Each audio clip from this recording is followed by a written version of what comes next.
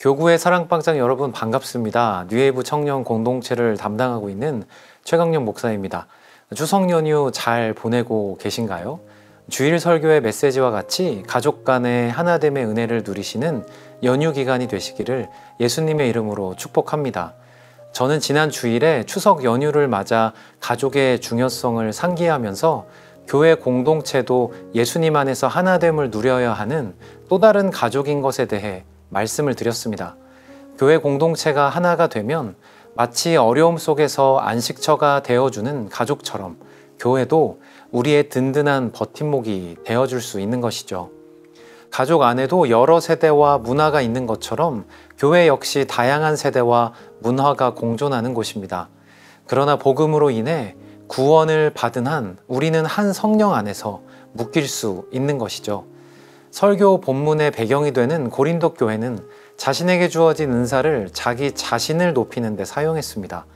그들은 서로 당을 지어 분쟁을 하면서 하나됨을 깨뜨렸지요. 이것은 예수님의 간절한 기도와 반대되는 행동이었습니다. 요한복음 17장 22절은 이렇게 기록하고 있습니다. 내게 주신 영광을 내가 그들에게 주었사오니 이는 우리가 하나가 된 것 같이 그들도 하나가 되게 하려 함이니이다. 성부, 성자, 성령님이 하나이신 것과 같이 교회가 하나 되기를 원하셨습니다. 그리고 우리가 하나일 때 우리 주변의 사람들이, 우리의 자녀들이 우리가 정말 주님의 제자인 것을 알아볼 수 있게 되는 것이죠. 이것이 바로 교회 안에서 하나됨을 지켜야 하는 이유가 됩니다. 지난 주일의 메시지와 관련하여 사랑방에서 나누실 3가지 질문을 준비해 보았습니다. 첫 번째 질문은 이것입니다. 가족의 하나됨을 통해 어려운 상황을 이겨낸 경험이 있다면 서로 나눠보세요. 라는 도입 질문을 준비했습니다.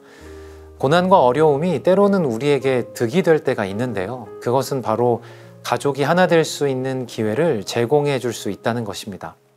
혹시 어려운 가운데에 가족들이 똘똘 뭉쳐서 문제를 해결한 적이 있으셨나요?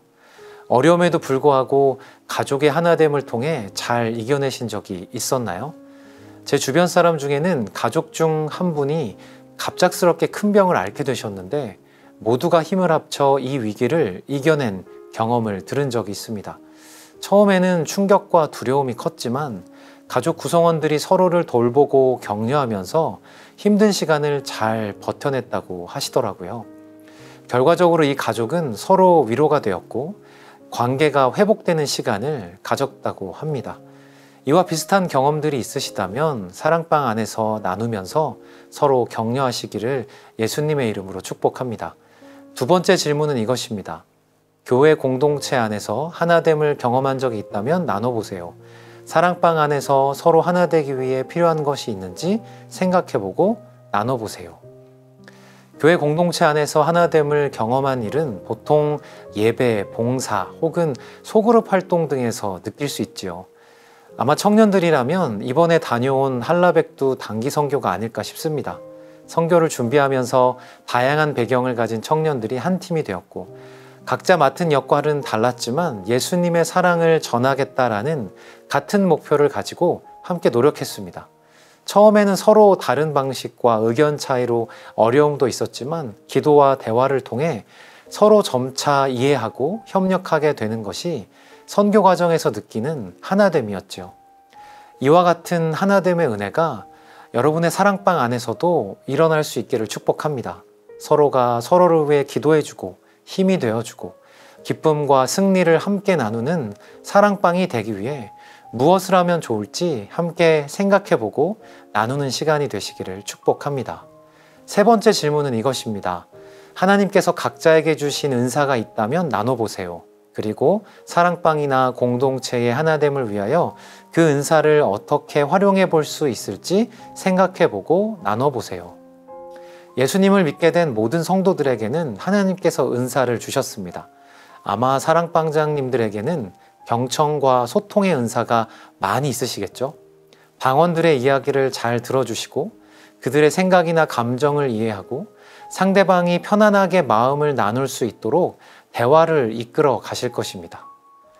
어떤 사람은 중재자 역할을 잘하는 사람도 있을 것이고 어떤 사람은 리더나 안내자 역할을 잘 하기도 하지요. 정말 다양한 은사가 있을 것입니다. 그런데 중요한 것은 이 은사를 어떤 목적으로 쓰냐는 것이죠. 사랑방 안에서 공동체의 하나됨을 위해서 방원들이 은사를 활용할 수 있도록 함께 생각해 보면서 귀한 나눔하시기를 축복합니다. 자, 지금까지 사랑방 나눔을 위한 3가지 질문을 나눠보았습니다. 풍성한 한가위처럼 풍성한 교제를 나누시는 사랑방 모임 되시기를 축복합니다. 그럼 평안한 하루 되시고요. 지금까지 들어주셔서 감사합니다.